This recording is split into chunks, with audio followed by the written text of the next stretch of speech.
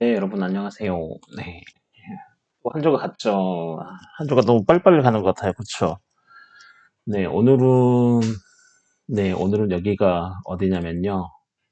음, 제 서재, 제 서재인데, 제가 쓰는 서재인데, 저희 집의 서재인데, 서재 겸 창고로 쓰이는 방이에요. 네, 주로 제가 저녁 늦게 이제 와가지고 있기 때문에, 제 서재라고 해서 만들어 놓긴 했는데, 주로 창고로 많이 쓰이죠. 잠대한 물건 갖다 놓는. 네. 이런 한 주간 잘 지내셨나요? 이제 황사도 다 거치고 오늘은 날씨가 너무 좋더라고요. 네, 그래서 오늘 날씨가 너무 좋아서 사실은 어디 놀러 가고 싶었는데 또 뭐 스케줄도 있고 바쁘니까 못 놀러 가는데 여러분은 그래도 좀 이렇게 뭐죠?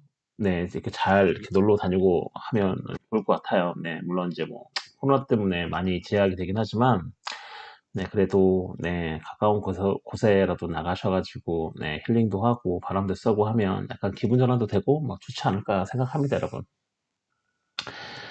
자, 우리가 저번 주에 여기까지 했죠. 헌법의 변천까지 했죠, 여러분. 네, 그래서 헌법 변천에 대해서 제가 설명을 하고, 자세한 설명을 제가 뒤쪽에서 한다고 말씀을 드렸고요. 자, 우리가 헌법의 성립과 변화를 보고 있고, 저번 주에 헌법의 제정까지 봤고, 그 다음에 이 제정 권력의 어떤 특징이라든지 주체, 그 다음에 한계, 예, 봤죠. 그리고 이제 어떤 그 성문 헌법, 즉 문자로 되어 있는 헌법인 거죠. 네, 이 성문 헌법의 개정에 대해서 봤고, 그다음에 이 헌법 개정, 즉 개정과 헌법 개정과 거의 유사하지만 다른 개념이 뭐가 있는지, 뭐 헌법 파기라든지 또 헌법 해제, 침해, 정지, 변천을 여러분에게 설명을 해드렸습니다, 여러분. 자, 오늘은 헌법 개정 권력에서부터 먼저 볼까요? 자, 본질. 네, 헌법의 개정 권력 본질. 자, 일단 우리가 하나 여기서 짚고 넘어가야 될 거는 헌법의 민주공화국이라고 붙여져 있는 지금 모든 국가에서는 어, 헌, 헌법의 제정 권력과 개정 권력자는 네, 주체가 같아요, 여러분. 일단 우리나라도 자, 우리나라가 저기 헌법 제1조에 뭐라고 되어 있죠? 대한민국은 민주공화국이다. 자, 이런 이제 규정이 있는데 자, 우리나라도 뭐냐면 헌법 제정 권력자가 누구예요? 국민이죠, 여러분. 우리나라는 민주공화국이니까. 그리고 헌법 개정 권력자도 즉 헌법 개정 권력 주체도 국민입니다, 여러분. 그러니까 헌법 제정 권력과 헌법 개정 권력의 주체가 같은 거죠, 여러분. 하지만 약간 다른 게 있습니다, 여러분. 헌법 개정 권력이라는 게 뭐냐면 본질은 헌법 제정 권력에서 나오는 즉 뭐냐면 헌법 제정 권력에 의해 만들어진 제도화된 권력, 즉 법적 권력이라는 거죠. 이게 무슨 말이냐면 헌법 개정 권력 주체나 헌법 제정 권력 주체나 같은데 약간 다른 게 뭐냐면 어찌됐든 헌법 제정 권력은 시원적이라고 할 수 있는데 헌법 개정 권력은 뭐냐면 자 헌법 제정 권력에서 나오는 헌법 제정 권력에서 나와요. 헌법 제정 권력에서 나오는 헌법 제정 권력에 의해 만들어진 제도화된 권력이다. 그렇죠. 이게 무슨 말이냐면 자 우리나라 헌법 생각해 보면 자, 우리나라 헌법의 제정은 어떻게 된다라고 헌법 규정이 있나요? 따로 없죠. 하지만 뭐예요? 우리나라 헌법 제 128조, 129조, 130조 보면 뭐예요? 헌법에 개정되기 위해서는 어떠한 절차를 거쳐야 된다고 우리나라 헌법 제 128조부터 130조까지 나와 있죠. 즉 뭐죠? 헌법 제정 권력에서 나오는 즉 헌법 제정 권력에 의해 만들어진 그렇죠. 헌법 제정 권력자가 내가 만든 이 헌법을 개정하기 위해서는 어떠한 절차에 따라야 된다고 어디에 명시를 해놨어요? 헌법에 그렇죠. 헌법을 처음부터 만들면서 즉 우리나라 헌법에는 128조, 129조, 130조에 이러한 사항들이 규정이 되어 있는데 그렇게 따지면 이 헌법 개정 권력은 뭐예요? 헌법 제정 권력에 의해 만들어질 제도화된 권력이다라고 할 수 있죠. 그 헌법 제정 권력에 의해서 만들어졌죠. 헌법 개정 권력이라는 게 그렇죠. 그렇잖아요. 128조, 129조, 130조에 이 헌법을 개정을 하려면은 이러이러한 절차에 따라야 된다라고 제도화를 시켜놨잖아요. 그렇죠. 그래서 이 헌법 개정 권력 주체나 헌법 제정 권력 주체나 우리나라 뭐 민주공화국이고, 그다음에 민주공화국이라고 이름 붙여진 모든 국가의 민주주의를 실행하고 있는 모든 국가에서는 이 헌법 제정 권력자와 헌법 개정 권력자가 같지만 누구로 같아요? 국민, 네, 주체가 국민인 거죠. 같지만 본질적인 면에서 헌법 제정 권력자는 우리가 뭐라 그랬어요? 여기 보시면 특징, 시원성이죠. 시원성. 누군가가 주지 않았어요. 그거를 그냥 원래 태어날 때부터 가지고 있었던 거죠. 굳이 말한다면 하늘에서 준 거죠. 자연이 준 거죠. 하지만 이 헌법 개정 권력은 어때요?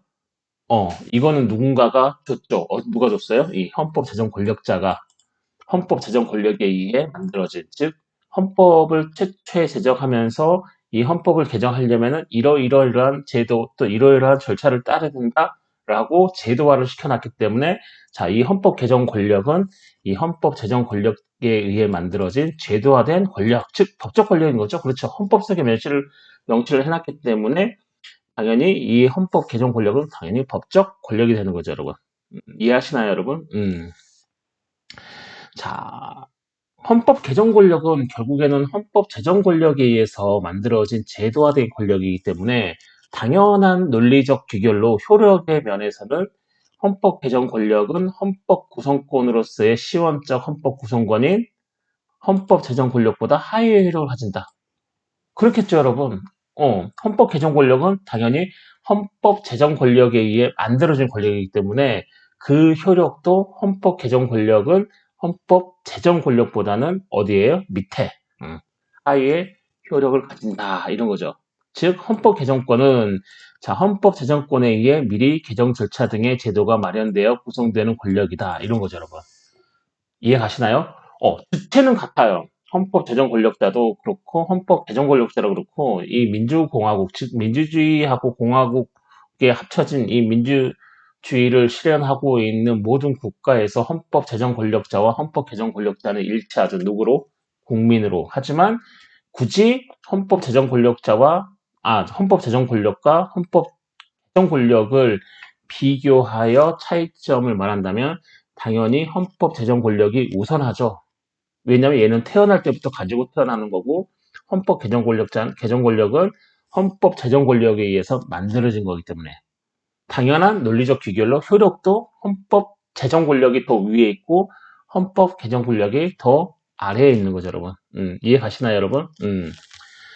그렇다면 이 헌법 개정 권력도 주체가 누가 되냐면 자, 국민, 뭐 군주, 귀족 등도 될 수 있지만 민주주의 국가에서는 당연히 누가 주체예요? 국민. 국민이 주체죠. 헌법 제정 권력이라든지 헌법 개정 권력이라든지 자, 그 권력자 있죠. 헌법 제정 권력자라든지 헌법 개정 권력자가 민주주의 국가에서는 국민이 주체죠. 즉 이게 무슨 말이냐면 헌법 제정 권력자든 헌법 개정 권력자든 민주주의 국가에서는 국민이 주체이기 때문에 국민의 승인이나 국민의 지지나 국민이 제정하지 않은 헌법은 뭐가 떨어져요? 뭐가 없어요? 정당성이 없어지는 거죠. 이해하시나요, 여러분? 어, 헌법 제정 권력자는 헌법 개정 권력자는 민주주의 국가에서 국민이 주체인데, 즉 그렇다면 국민이 승인하지 않고, 국민이 제정하지 않고, 또는 국민이 지지하지 않은 그런 헌법의 제정이라든지 헌법의 개정은 어떻게 돼요? 민주주의 국가에서는 그건 정당치 못한 걸로 되는 거죠. 왜요? 국민의 어떤 허가나 국민의 승인이나 국민의 지지가 없었기 때문에 여러분. 그렇기 때문에 우리나라 헌법 전문에도 보면 제일 마지막에 뭐로 돼 있어요? 헌법 전문에 국민투표에 개정한다 이렇게 돼 있죠. 마지막으로 국민이 승인한다 이런 거죠. 이런 의미인 거죠, 여러분. 전문 찾아보세요. 헌법 전문 제일 마지막에 보면 국민투표에 네, 국민투표에 뭐라고 돼 있어요? 음, 확정한다 이렇게 돼 있죠, 여러분. 자, 그렇기 때문에 이 국민투표라는 건 마지막에 국민이 승인하는 절차인 거죠. 네. 그렇기 때문에 여기서 우리가 알아야 될 건, 국민이 헌법 제정이든 헌법 개정이든 마지막에 국민이 승인해야 된다. 국민이 지지해야 된다. 국민이 지지하지 않고 어떤 뭐 사실상의 힘으로 물리적으로 힘으로 밀어붙여서 된 헌법 제정이라든지 헌법 개정은 당연히 정당하지 않구나라고 생각하시면 됩니다, 여러분. 이해하시나요, 여러분? 네. 재미있나요? 재미없죠. 네. 근데 생각해보면 되게 재밌어요. 지금 우리가 이 대한민국이라는 공동체 내에서 살고 있는데, 자, 이 대한민국의 공동체의 가장 기본이 되는 법은 뭐냐면 헌법인 거죠. 그렇죠. 헌법에 국가의 조직과 구성에 관한 사항과 또 뭐죠? 국민의 기본권 보장에 관한 사항들이 있기 때문에, 자, 이게 아주 기본인 거죠. 당연히 국가의 기본법이고, 이 기본법이 흔들리면 당연히 국가가 흔들리기 때문에, 당연히 국가의 기본법으로서 가지는 법적 특성은 뭐죠? 최고 법규성이죠. 그래서 헌법이 최고 법규성을 갖는구나. 한 국가에서 헌법이 가장 높은 자리를 차지하는구나. 그리고 이 헌법의 제정과 이 헌법의 개정 권력 주체는 누구다? 민주주의 국가에서 국민이구나 이런 거죠, 여러분. 그래서 국민이 지지하지 않고 국민이 승인하지 않고 국민이 뭐죠? 지지하지 않는 어, 지지하지 않는 헌법은 당연히 정당성이 어떻게 돼요? 결여가 되겠죠, 여러분. 여기까지 가시죠, 여러분. 어려운 거 아니죠, 여러분. 자, 헌법 개정의 유형은 자, 전면 개정과 있고 부분 개정이 있다. 그렇겠죠, 여러분. 자, 헌법을 뭐 부분적으로 개정할 수도 있고 전면 개정할 수도 있는데 일단 양과 질 이렇게도 생각해 볼 수 있는데 자, 양으로 따지면 뭐 헌법이 1조부터 130개 조항 본문이 있는데 뭐 그중에 한두 개 조항을 고친다. 이거는 부분 개정이 될 수 있고 전면 개정은 뭐죠? 130개 조항 중에 100개 정도를 고친다. 그럼 전면 개정에 해당이 될 수 있겠죠. 왜냐하면 그 양이 장난 아니기 때문에 그렇죠. 양이.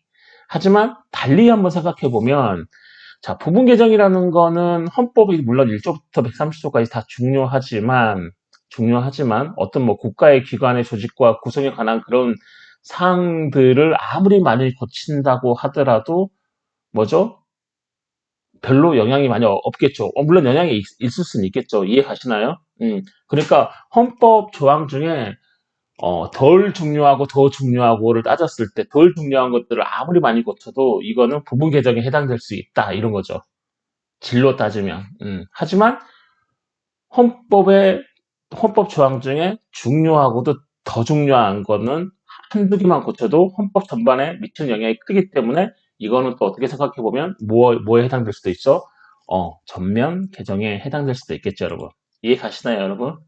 자, 그래서 헌법 개정의 유형에는 전면 개정과 부분 개정 이렇게 있고, 자, 우리가 한 가지 여기서 유념을 해야 될 거는, 자, 불문헌법의 개정.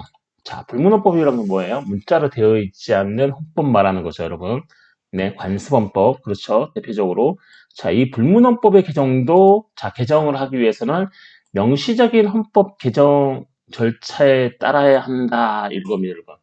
자, 우리나라가 가지고 있는 이 헌법전, 즉, 헌법이라고 명명하고 있는 이 헌법전에 그 성문헌법인 거죠. 문자로 되어 있으니까 이 문자로 되어 있는 헌법을 개정하려면 뭐에 따라야 돼요? 헌법 개정 절차, 즉 우리나라 헌법 제128조, 129조, 130조에 나와 있는 그 개정 절차에 따라서 개정을 해야 되는 건 아주 명확하게 나와 있죠, 헌법에요.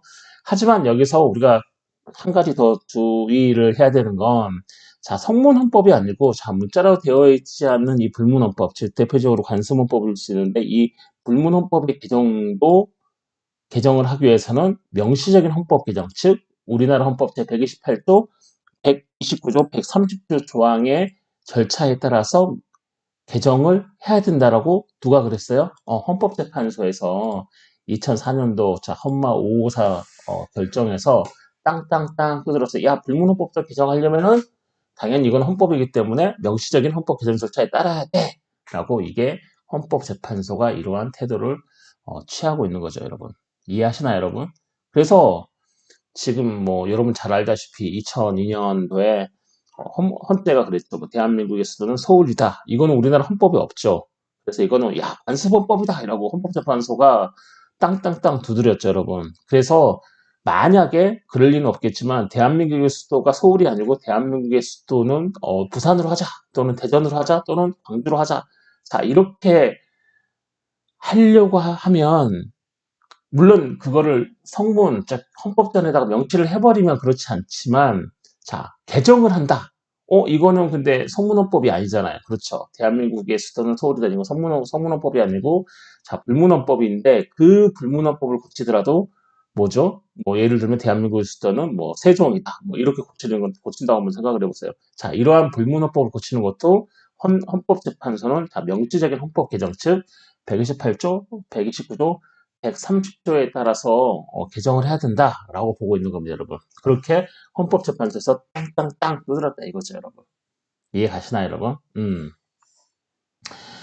자, 여기까지 하고, 자, 헌법 개정의 한계를 보는데, 자, 헌법 개정의 한계. 자, 이게 무슨 말이냐면, 자, 헌법 개정 주체가 누구죠? 헌법 개정 권력의 주체가 국민이죠. 국민은 헌법을 정당화시킬 수 있는 힘이 있기 때문에, 어떠한 헌법 개정이라도 할 수 있다, 이런 거죠.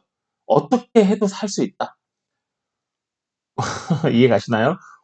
예를 들면, 이러이러한 범죄는 합법으로 하자. 뭐 이런 거죠, 여러분. 예를 들면 이런 거 할 수 있을까요?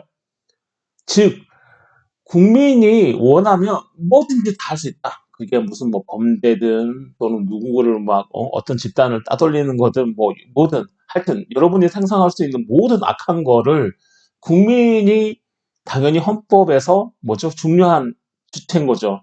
국민이 원하면 다 된다. 이런 거죠. 그래서 뭐 뭐죠? 뭐 여러분이 생각할 수 있는 악한 거 한번 생각해 보세요. 범죄도 다 되고 뭐도 다 되고 다 된다고 생각해 보세요. 자, 이렇게 헌법 개정 된다라고 주장하는 사람들이 뭐냐면 자, 부정설인 겁니다. 헌법 개정의 한계는 없다 이런 거죠. 한계가 없다, 무한계다. 헌법 개정은 국민이 하고 싶으면 뭐든지 할 수 있다. 그래서 이 헌법 개정의 한계를 인정하지 않은 즉 부정설의 입장에서는 헌법이 정한 개정 절차에 따르기만 하면 그렇죠. 우리나라에 보면 아까도 좀 전에 말씀드렸듯이 128조, 129조, 130조 다 이러한 헌법이 정한 개정 절차에 따르기만 하면 헌법의 어떤 규정도 개정할 수 있다고 보는 입장 이런 거죠. 그런 거죠. 그래서 헌법 개정의 한계는 없다 해가지고 그 사람들이 이제 부정설 이렇게 되는 거죠, 여러분. 이해하시나요, 여러분? 어, 헌법이 정한 개정 절차에 따르기만 하면 헌법의 어떤 규정도 개정할 수 있다고 보는 입장. 예를 들어서 대한민국은 민주공화국이다. 이것도 고칠 수 있는 거죠. 대한민국은 뭐 인민 민주주의 공화국이다. 막 예를 들면 말도 안 되죠, 여러분. 이렇게 고칠 수 있다. 이런 거죠, 여러분. 야, 국민이 원하는데 무슨 상관이냐? 이런 거죠. 헌법 개정이 한 게 없다니까. 뭐 이런 거죠, 여러분. 이해하시나요? 어. 자, 이 부정설의 입장은 자 처음에 헌법 현실 부응 필요로는 있다. 자, 야 헌법의 당연히 현실을 규율을 하고 현실에 부응해서 현실의 어떤 생활 양식을 계속해서 규율을 해가고 우리의 생활은 빠르게 변화하는데 자 헌법 개정에 한계가 있다라고 하면 나중에 헌법 개정의 한계 때문에 그 범위를 넘어서지 못해가지고 우리 국민들의 어떤 법적인 생활 양식이라든지 공동체의 어떤 공공 질서를 규율하지 못하면 어떻게 할 거냐? 자, 이런 논리를 펴면서 자, 헌법 현실 부응이다. 그러니까 헌법이 현실에 부응해야 된다. 자, 이런 이제 논리를 펴면서 헌법 개정의 한계는 없다라고 하는 사람들이 뭐냐면 헌법 현실 부응 필요론 이런 거죠. 이런 것을 주장하는 사람들인 거죠. 자, 그렇기 때문에 헌법 현실 아 죄송합니다. 발음이 이상하네요. 헌법 현실 부응 필요로는 당연히 부정설에 들어가고요. 또 하나는 뭐냐면 자 개정 한계 조항의 개정 가능성론 이런 겁니다. 예를 들어서 우리나라 제1조가 뭐죠? 대한민국 민주공화국이다. 제2조가 모든 권력은 국민으로부터 나온다. 즉 국민 주권주의를 우리나라 헌법 제2조에서 명시하고 있고 헌법 제3조가 영토 조항이죠. 대한민국 영토는 한반도와 그 부속도서로 한다. 자, 정말로 이거는 민주공화국이고 국민주권이고 우리의 영토 조항은 당연히 개정 한계 조항인 거죠. 여러분 생각해 보세요. 그게 개정이 된다 생각해 보세요. 대한민국은 뭐 조선 인민주의 공산주의 국가고 모든 권력은 국민이 아니고 대통령이나 또는 군주로부터 나오고 그다음에 우리나라 영토는 제주도다 하나다. 뭐 이렇게 개정한다고 생각해 보세요. 말도 안 되죠, 여러분. 자, 이게 무슨 말이냐면 자, 개정 한계 조항. 네, 개정 한계 조항의 개정 가능성론인 거죠. 그러니까 개정 한계 조항이 있어요. 개정하면 안 되는 조항.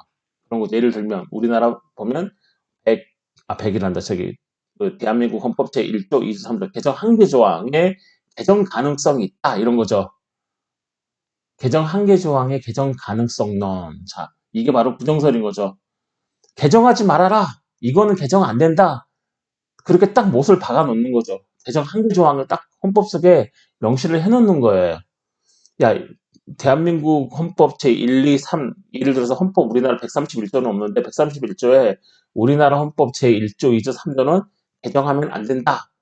라고 명시되어 있어요. 하지만 부정사로는 어떻게 주장하냐면 그 개정 한계 조항조차도 뭐죠? 개정 가능성론이 있다는 거죠. 즉 개정 한계 조항을 개정하는 거죠, 여러분. 이해하시나요? 자, 그렇기 때문에 자, 개정 한계 조항의 개정 가능성론도 뭐에 속해요? 부정사로 속하는 거죠. 헌법 개정에 한계가 없다는 거죠. 너희들이 아무리 개정 한계 조항을 잔뜩 집어넣어놔도 어찌됐든 그 개정 한계 조항도 그 자체가 개정될 수 있다. 자, 이렇게 보는 거죠, 여러분. 이해하시나요? 자, 그리고 헌법 제정 권력과 헌법 개정 권력의 구분을 부정하는 거죠. 즉, 헌법 제정 권력과 헌법 개정 권력의 구분을 하지 않아요.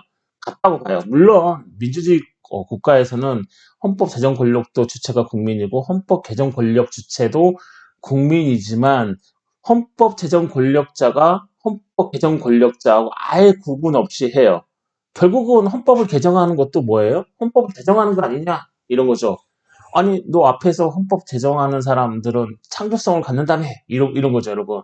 특정의 창조성이라며? 이런 거죠. 무에서 유를 만든다면서. 아, 이해하세요, 여러분, 지금?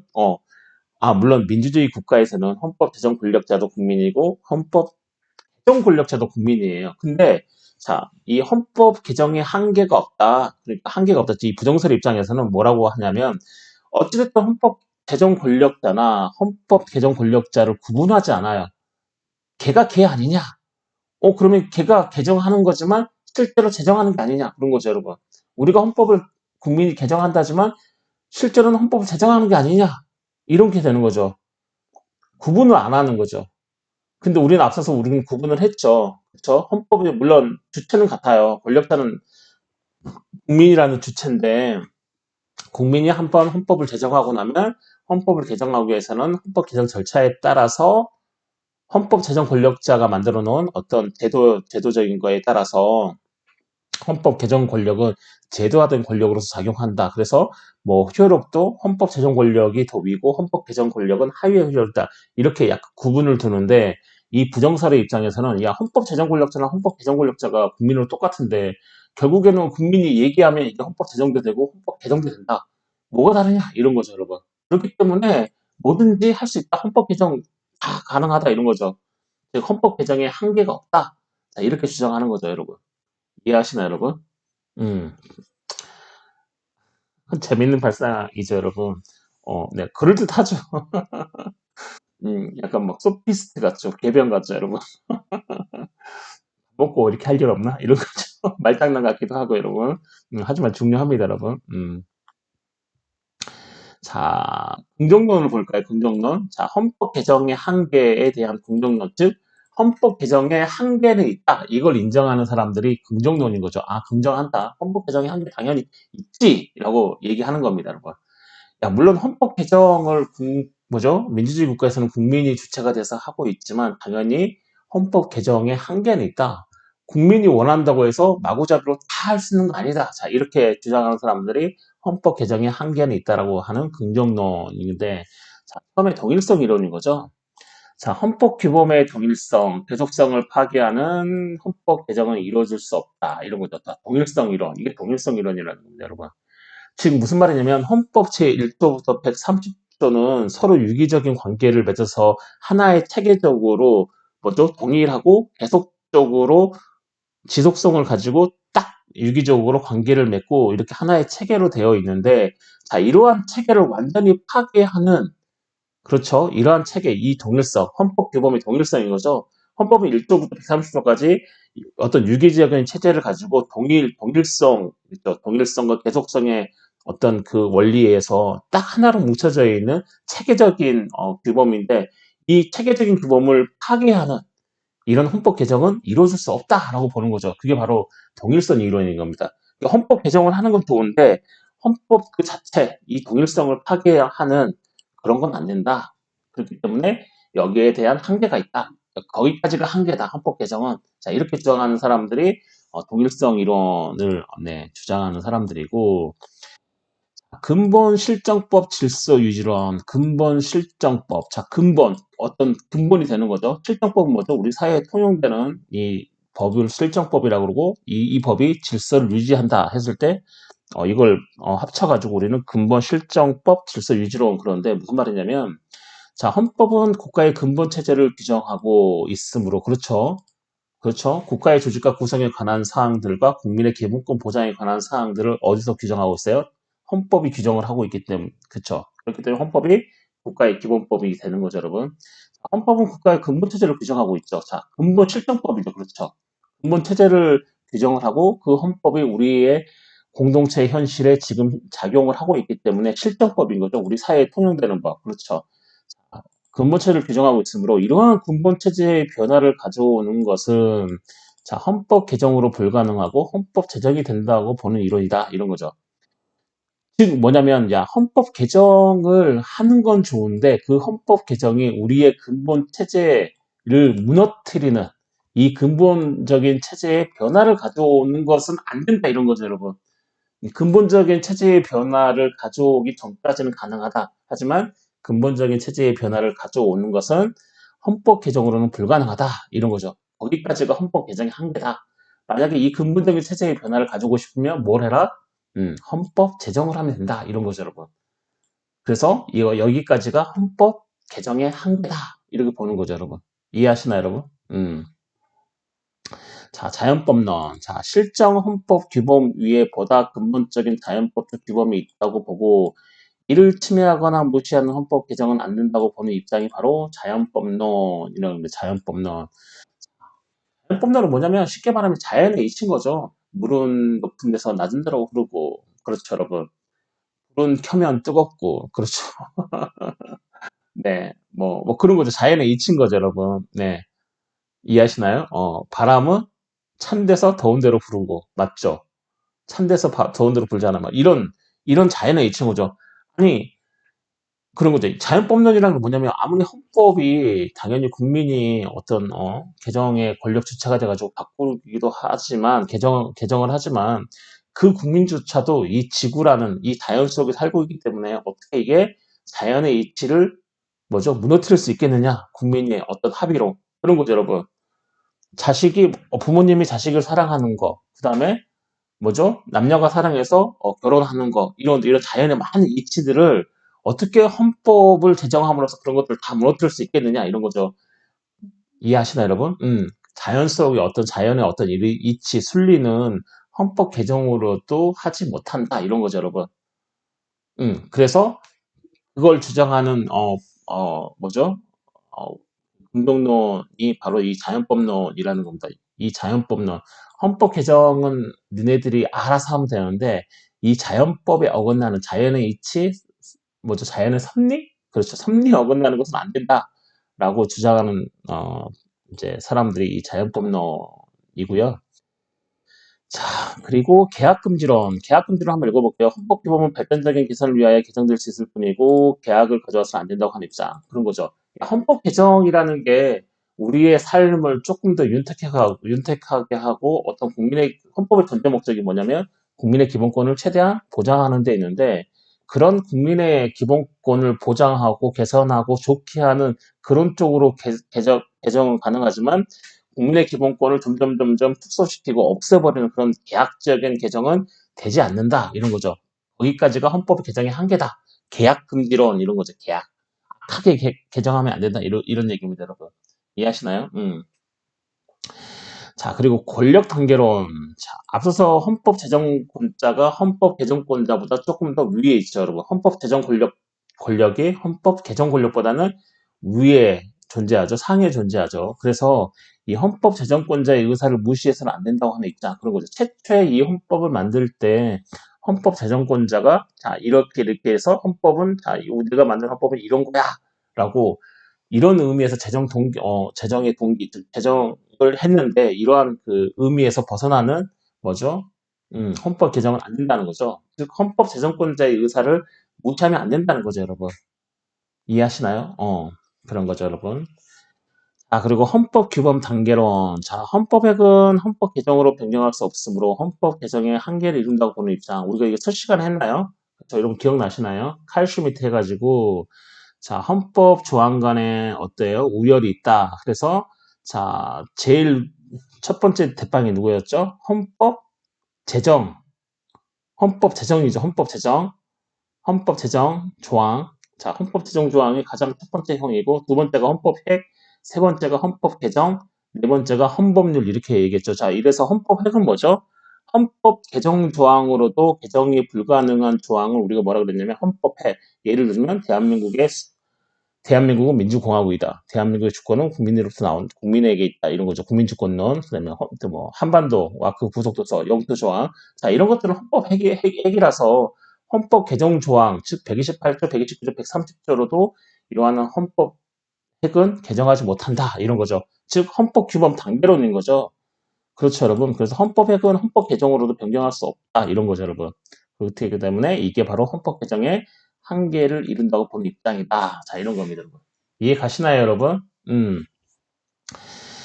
자, 이게 헌법 개정의 한계를 봤고요. 자, 세 번째로 헌법 변천. 위에서 잠깐 봤죠, 여러분? 헌법 변천 어디서 봤어요? 여기서 봤죠. 자, 헌법 개정이 명시적이라면 헌법 변천은 무의식적, 암묵적으로 상향 규범 내용을 로 변질되는 것을 말한다. 자, 이런 거죠. 성문 불문헌법과 모두 포함. 자, 여기서 조금 더 자세하게 설명하면, 자, 헌법 변천이란 게 뭐냐면, 자, 헌법 규정이 외형상으로 변함없이, 즉, 뭐죠? 원래 헌법 개정을 하게 되면 그 조항이 뭐예요? 삭제되거나 또는 수정되거나 또는 뭔가가 추가가 되는 거죠. 그런 외형상의 변함이 없어요. 헌법 조항 그대로 있어요. 자, 우리는 헌법 본천이 뭔지를 지금 얘기를 하고 있는 거죠. 자, 헌법 본천은 뭐냐면, 자, 헌법 규정이 외형상으로는 변함이 없죠, 여러분. 변함이 없는데, 여러분 기억나세요? 우리가 뭐라고 했냐면, 헌법의 성립과 변화에 대해서 하고 있죠. 네. 자, 헌법은 어떻게 성립이 되고, 헌법은 어떻게 변화하는가. 자, 헌법 변천은 어디에 속해요? 헌법의 변화에 속하는 거죠, 여러분. 헌법 변천은 뭐냐면 헌법 규정이 외형상으로 변함이 없어요. 예를 들어서 뭐 개정하는 것처럼 뭐 수정되는 것도 아니고 삭제되는 것도 아니고 뭐 증보가 되는 것도 아니에요. 추가가 되는 것도 아니에요. 네, 그래서 헌법 규정 그대로 있어요. 단지 뭐냐면 그 의미 내용만 실질적으로 변경되는 것을 의미한다 이런 거죠. 예를 들면 뭐가 있죠? 우리 헌법 조항 중에 예를 들면 뭐 몇 조에 뭐뭐뭐는 A는 B이다 뭐 이런 조항이 있다고 한번 생각해 보세요. 근데 A는 B이다를 그대로 놔둬요. 그리고 원래 의미는 A는 B이다 이렇게 해석을 해야 되는데 어때요? A는 B 또는 C이다 이렇게 해석하는 거죠. 그렇게 의미 내용만 실질적으로 변경해서 사용을 해요. 이해하시나요, 여러분? 그게 바로 헌법 변천이라는 거죠, 여러분.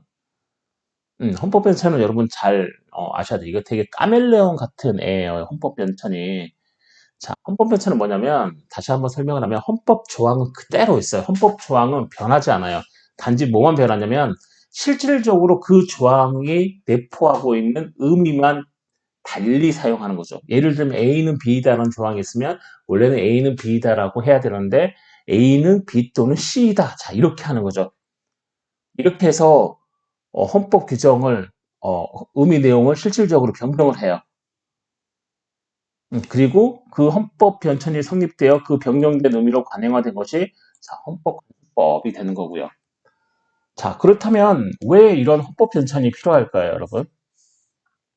자, 지금 현재 우리나라 헌법이 1987년 제 9차례, 9번째로 개정된 헌법을 지금 우리가 사용을 하고 있는데, 그렇죠. 9번째로 개정된 헌법, 국가 개정 헌법 사용하고 있는데 30년이 넘었죠. 1987년에 마지막으로 개정이 됐기 때문에 되게 낡았겠죠, 여러분. 여러분 87년도에 핸드폰 있었나요? 없었죠, 여러분. 제가 기억하기로 또 퍼스널 컴퓨터도 없었어요, 여러분. 집에, 지금 생각해보면 91년도에, 91년도에, 네, 91년도에 제가 고등학교 들어갔었나? 그렇죠. 고등학교 1학년이었는데, 91년도에는, 그때 집에 컴퓨터 있는 사람들은 되게 부자였어요. 볼 수가 없었어요, 여러분. 즉, 87년도에는 집에 컴퓨터 있는 집이 거의 없었고, 핸드폰이라는 거 없었고, 요즘에 스마트폰이라는 거 없었죠. 그때 당시에 제정이 됐던 헌법이 지금까지 한 번도 개정을 안 하고, 지금까지도 적용이 되고 있는 거죠.